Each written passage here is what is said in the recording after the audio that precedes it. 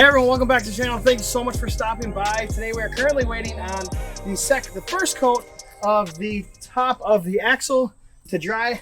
Definitely do this on an outdoor setting. If you're doing it in the indoors, please wear a respirator. I did not show you the priming process as I just painted it on again as well. What I did with the frame, I used that self-etching primer. This is a old 55 tractor and implement paint. I am currently, obviously, as you saw in the beginning of the video, I'm spraying this on because I want to see how this coats as a spray on versus the brush on, which I don't really think there's that big of a difference so far. So we're gonna go ahead and let this dry, and then we're gonna go ahead and flip it over, do the first coat on the bottom of the axle, flip it back over, do a second coat on the top, flip it back over, do a second coat on the bottom, and our axle is done. Also, I went with a gloss black. This is exactly what I went with right here, that old 55 tractor and implement performance coatings, gloss black M46370. Now I do believe that this paint is an enamel paint. It is very strong, it is very thick, it's an extremely thick paint. If you couldn't tell by me spraying it on, hopefully it looked good for you guys, but it's very thick coming out of the can. So this is gonna protect this axle even more. And I'm interested to see if the galvanized coating does any protection for the frame versus how much the axle is going to go through and how long this axle is going to hold up without rusting. I'm going to give it one winner.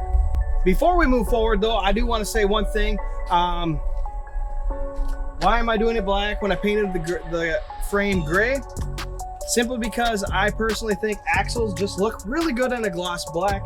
I have nothing against the guys that go ahead and color their frame, color their axles to, you know, match their other colors inside their trucks. Like I got the blueberry frost. I am going to be changing the color of my traction bars, my tip, and other accents along the way, so stay tuned for that. But nothing against those guys at all. I really just think black axles, black leaf springs, they look good black. You don't really need to draw attention to those, and I'm not really doing anything for a show or anything like that. I'm just doing this for myself, so we'll see what it looks like when it's done. It might look like trash and I might be 100% wrong and I should have done it gray, but we'll see when everything is all said and done.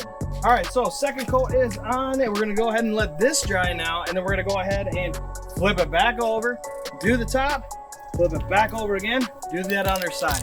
Now, make sure you guys still stay tuned for the video. I'm coming up on this Thursday. We'll be reviewing a quick little review, tool unboxing review thing of the Icon swivel head ratchets.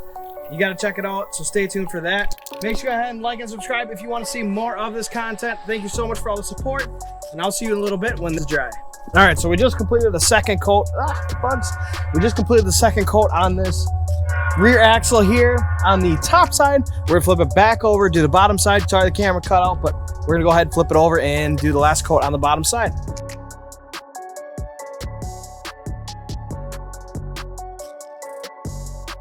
So that is our second coat on the bottom side of this axle. I'm gonna go ahead and let this dry fully, and then we're gonna go ahead and flip it back over, and I'll probably actually do a third coat on the top side, maybe on the bottom side too. I have another can. I use 3 cans, about 1 can per coat, so I have a little bit left of the third can. I just cracked open the third can, so I may use that as just another one because it's not gonna hurt anything.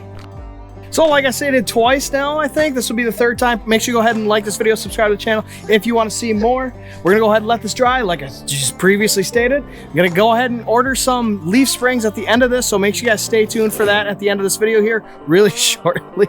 My daughter's spitting out her apple right now.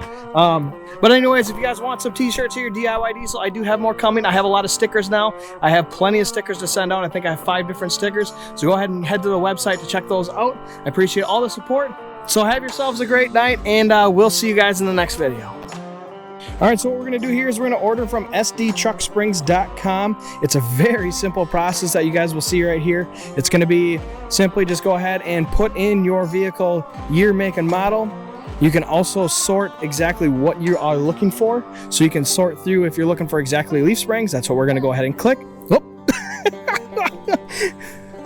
Good job, Jade. And now the stock ones that I have are a 4-to-1 leaf spring, which is fine, but for better ride quality, I'm actually gonna go to a 7-to-1 leaf spring. So I'm gonna go ahead and give you guys a good review, you could say, when that time comes, when we get everything back together.